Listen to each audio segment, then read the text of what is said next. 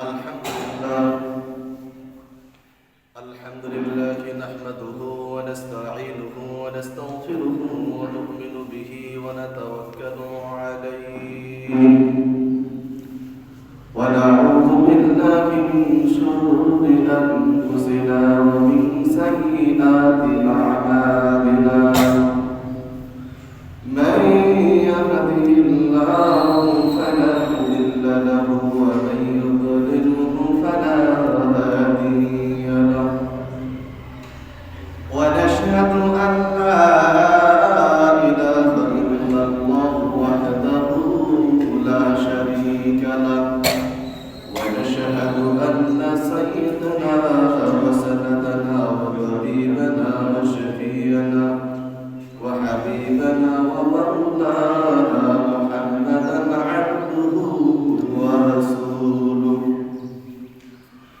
الذي أرسله الله بالحق بشيرا ونذيرا وداعيا إلى الله بإذنه وسراجا منيرا أما بعد فقد قال الله تبارك وتعالى في كلامه المجيد وفي فرقانه الحميد أعوذ بالله من الشيطان الرجيم بسم الله الرحمن الرحيم وقل جاء الحق وزهق الباطل إن الباطل كان زهوقا وننزل من القرآن ما هو شفاء ورحمة للمؤمنين ولا يزيد الظالمين إلا خسارا وقال رسول الله صلى الله عليه وسلم ينبت النفاق في القلب كما ينبت الماء الزرع في النماء إلى آخر الحديث أو كما قال النبي عليه الصلاة والسلام وقال تبارك وتعالى في شأن حبيبه يا أيها الذين آمنوا صلوا عليه وسلموا تسليما اللهم صل على سيدنا ونبينا وشفيعنا وحبيبنا ومولانا محمد صلى الله عليه وعلى آله وأصحابه وبارك وسلم اللهم صل على سيدنا ونبينا وشفيعنا وحبيبنا ومولانا محمد صلى الله عليه وعلى آله وأصحابه وبارك وسلم خيرك سالس بركا किरदारा पर्दा उठा दो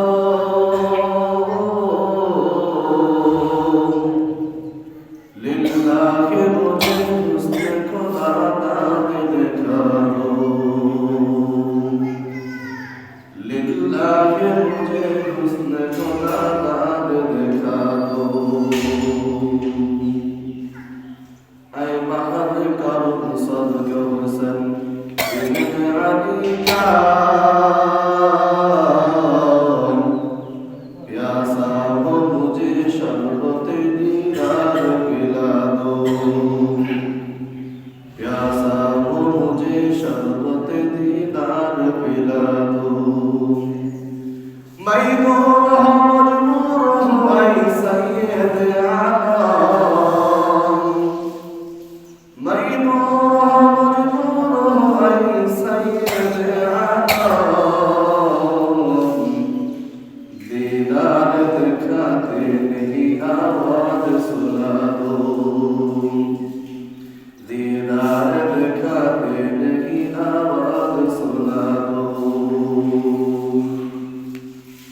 जो लोगों के कहलाते हसन तेरी गली की जो लोगों के कहलाते हसन तेरी गली की उन लोगों के दफ्तर में मेरा नाम लिखा दो उन लोगों के दफ्तर में मेरा नाम लिखा दो कातिल से मेरे नाम आमल लगाकर कातिल से मेरे नाम आमल लगाकर जितने आमल जिसते हैं उन सबको मिटा दो जितने आमल जिसते हैं उन सबको मिटा दो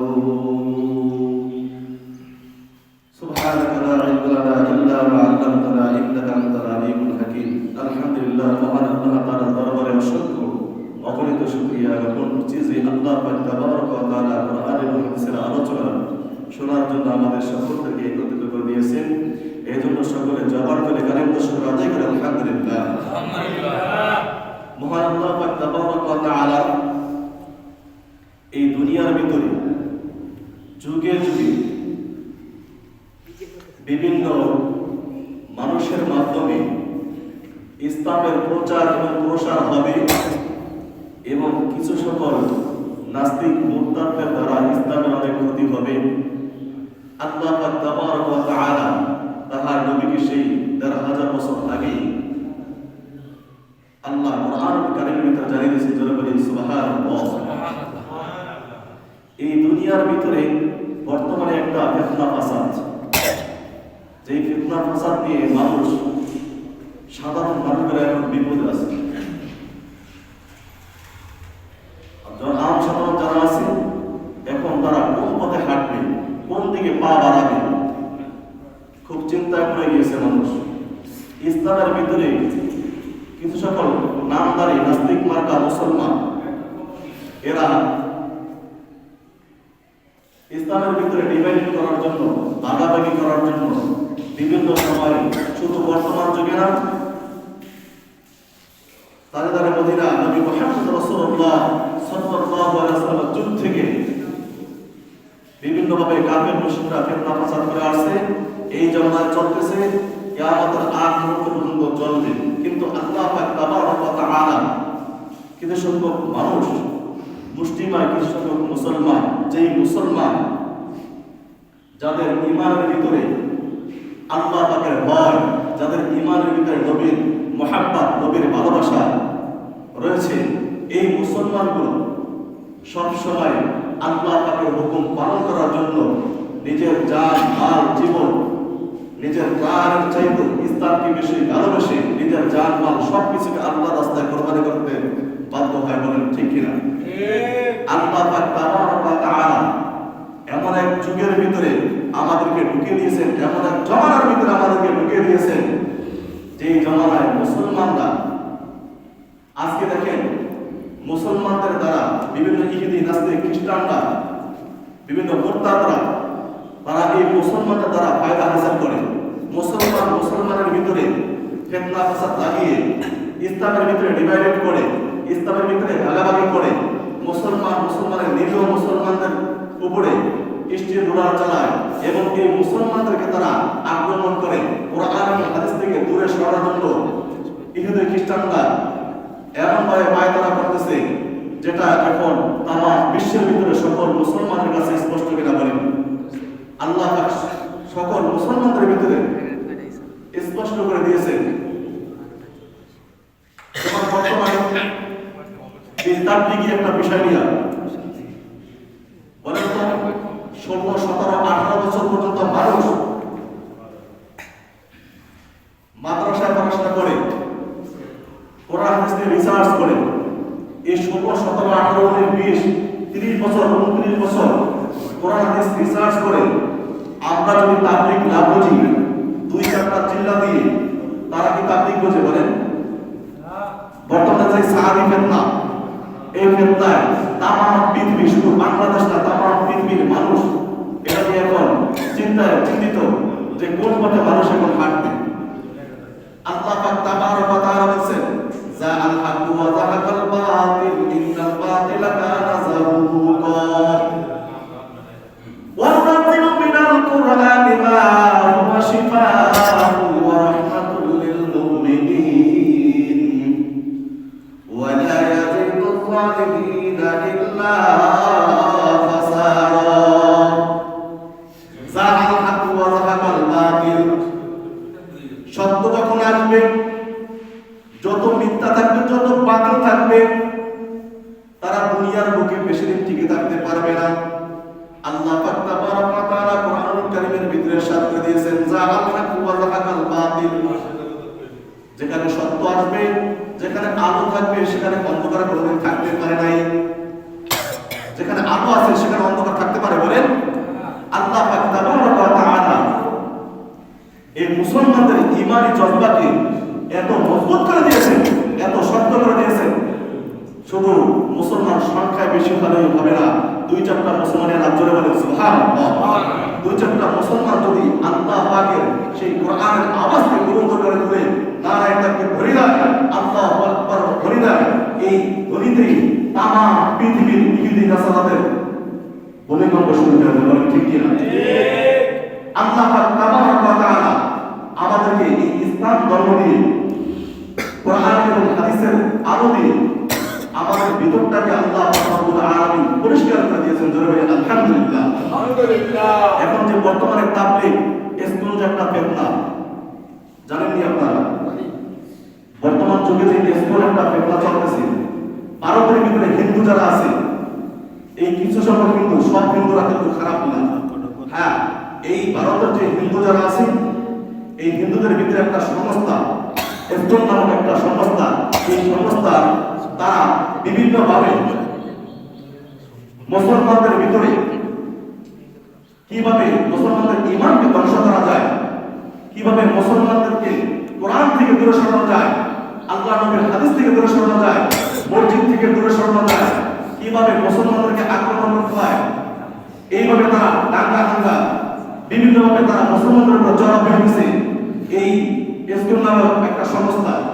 তাহলে আমাদের সকলদেরকে, বিশেষ করে যুবক যারা বর্তমানে যুবক আছে, আমাদের সবার সচেতন হতে হবে।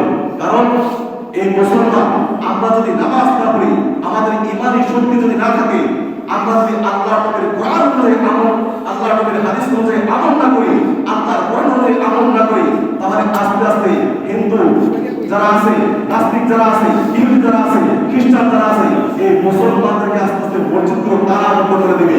দেখেন ভারতের ভিতরে হয়েছে না মুসলমানদের, ভারতের ভিতরে যে মুসলমানরা নামাজ পড়তো, ঠিক কোনো মুসলমানদেরকে নামাজ পড়ার সুযোগ দেয় না, দিচ্ছে নাকি বলেন? ভারতের ভিতরে মুসলমানদেরকে নামাজ পড়ার সুযোগ দেয় না, বিভিন্নভাবে মুসলমানদের উপরে চড়াও হয়, আক্রমণ করে, মসজিদের তালা লাগাই দেয়, মুসলিমদেরকে মারধর করে। ইন্টারনেট, ফেসবুকে আপনারা দেখতেছেন। এখন বর্তমানে তাবলীগ যে একটা সংস্থা, দুইটা সাহি গ্রুপ এবং জুবাইর গ্রুপ, আসলে কোরআন হাদিস নিয়ে যারা কথা বলবে, যারা আলেম ওলামা, জ্ঞানী, দার্শনিক, বিজ্ঞানী, যারা কোরআন বোঝে, কোরআন রিসার্চ করে, হাদিস বোঝে এবং 12 বছর, 16 বছর, 18 বছর মাদ্রাসায় পড়াশোনা করে ইসলামিক স্কলার হয়, এই সমস্ত লোকেরা যদি কোরআন হাদিসের নেতৃত্ব না দেয়, ইসলামের নেতৃত্ব না দেয়, যদি আহত যে কোরআন বোঝে না, হাদিস বোঝে না, একজন কৃষকের কাজ হলো সে কৃষি কাজ করা, একজন রাজমিস্ত্রির কাজ হলো সে রাজমিস্ত্রির কাজ করা, একজন জেলের কাজ হলো সে মাছ ধরা, একজন কামারের কাজ হলো সে তার যে পেশা সেই পেশা সে কাজ করবে, এখন একজন মুজির তার যে পেশা সেই পেশা সে কাজ করবে। যদি একজন হাফেজ কোরআন, সে কোরআন নিয়ে কথা বলে, একজন আলেম মুফতি হাফেজ সে কোরআন নিয়ে কথা বলে, হাদিস নিয়ে কথা বলে, তাহলে তার কথাটা গ্রহণযোগ্য হবে। একজন আলেম যে কোরআন হাদিস বোঝে না, কোরআন হাদিস জানে না, সে মাসলা মাসাল তার যোগ্যতা রাখে, বলেন মাসলা মাসাইল বলার কোনো যোগ্যতা রাখে না। তাহলে এখন বর্তমানে দেখতেছি আমরা তাবলীগ কর্মীরা আজকে দুইটা গ্রুপ হয়ে গেছে। এখন আর আমরা সাধারণ কোথায় যাব? আমাদের সাধারণ কোথায় যাব? আমাদের কাজ হলে মেসেজগুলো আপনাদের কাছে পৌঁছে দেওয়া। আমল করবেন কি করবেন না এটা দায়িত্ব হলো আপনাদের। হেদায়েতের মালিক কে বলে? আল্লাহ। হেদায়েতের মালিক কে? আল্লাহ। আল্লাহ বলেন আল হাক্কু ওয়া যাহাকাল বাতিল ইন্নাল বাতিলা কানা যাহুকা ওয়া তানজিলু মিনাল কুরআনি মা হুয়া শিফাa'un ওয়া রাহমাতুল লিল মুমিনিন ওয়া লা ইয়াজিদু যালিমিনা ইল্লা খাসারা। ও দুনিয়ার মানুষ, যখন সত্য আর মিথ্যা দূরীভূত হয়, মিথ্যা আস্তে আস্তে দূরে সরে যাবে। আল্লাহ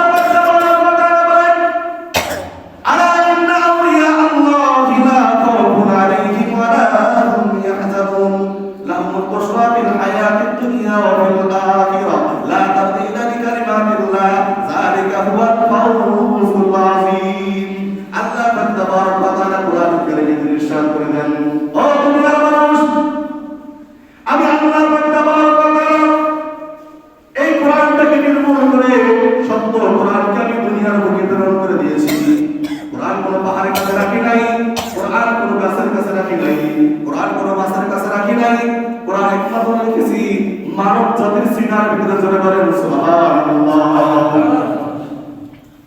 এই জন্য এই কোরআনকে যারা মানবে, এই কোরআন অনুযায়ী যাদের জীবন চালাবে, তাহলে তাদের জীবন হবে সাকসেস, তাদের জীবন হবে দাবি।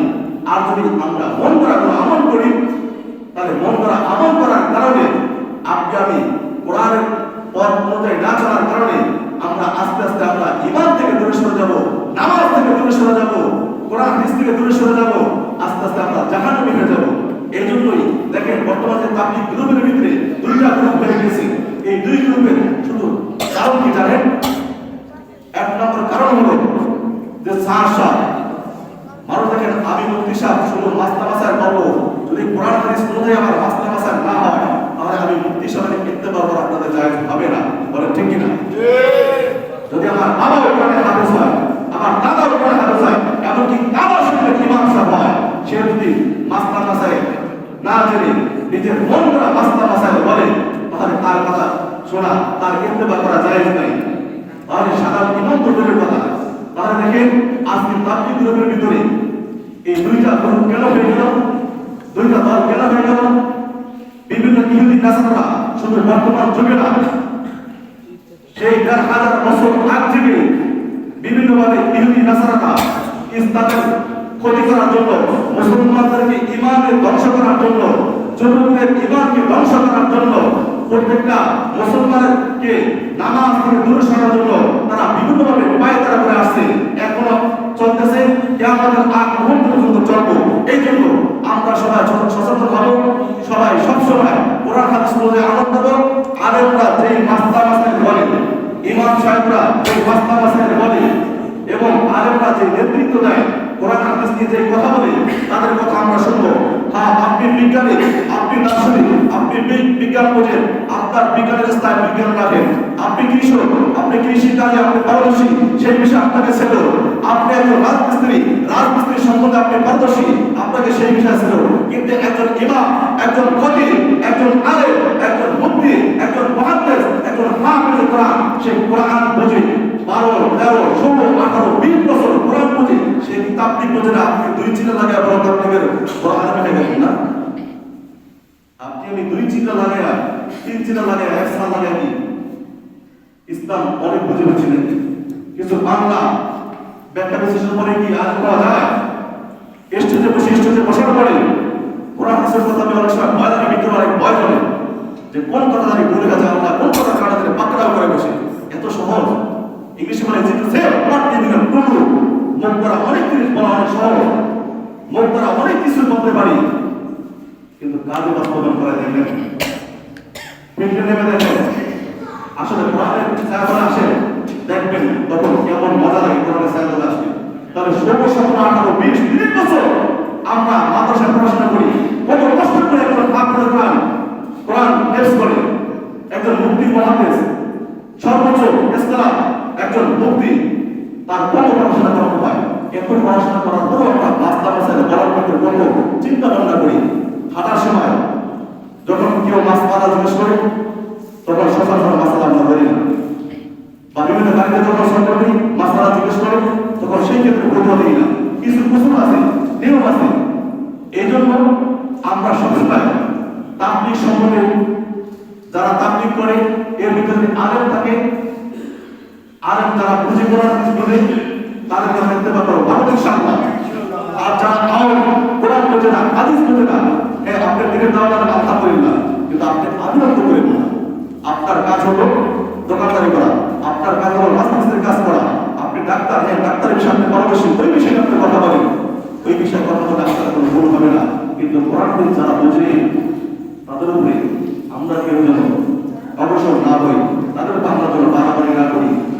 একজন হাফেজে কোরআন, একজন মুফতি মুহাদ্দিস কত কষ্ট করে পড়াশোনা করে, বলেন তো আমাদের যে মামলা কেন হয়? আমরা কি কোনো মানুষের জায়গা দখল করে খাই? কোন আলেম নাকি কোনো মানুষের জায়গা দখল করে খায়? আজ কোনো প্রমাণ আছে কোনো হাফেজে কোরআন, একজন মুফতি মুহাদ্দিস একজন মানুষের জমি দখল করছে, একজন মানুষকে হয়তো আঘাত করছে, তারপরে কেন জেলখানা তাদেরকে ঢুকায়? জানেন যুবকরা খুব খেয়াল করে বলেন, অনেক দরদ দিয়ে আবেগ নিয়ে কথা বলতেছি, কারণ আমাদের মনটা যদি বন্ধ করা হয় তাহলে দেখবেন আস্তে আস্তে অটোমেটিক মসজিদগুলো খালি হবে, শূন্য হয়ে যাবে। আমাদের মনটা যদি বন্ধ হয়ে যায় মাদ্রাসা দাঁড়িয়ে যাবে। আমাদের মনটা যদি বন্ধ হয়ে যায় বিভিন্ন মাঠের ওয়াজ সব কিছু বন্ধ হয়ে যাবে। দেখেন না দীর্ঘ ১৭ বছর কেমন ভাবে আমাদেরকে রাখছে, বাস্তব প্রমাণ দেখেন না? কিন্তু থাকতে পারছে, থাকতে পারছে। আরে খেতা বানিয়ে নেওয়ার মতো কোনো সময় নাই, কাতা করে নেওয়ার সময় সুযোগ নাই, সম্ভাবনা তো দূরের কথা, টাকা পয়সা তো দূরের কথা। যা আগে নিয়েছে ২-৪ দিনের ভিতরে নিজের ইজ্জত নিয়ে কোনোভাবে নিজের জানটাকে বাঁচানোর জন্য পালিয়ে দেশ থেকে পালিয়ে গেছে।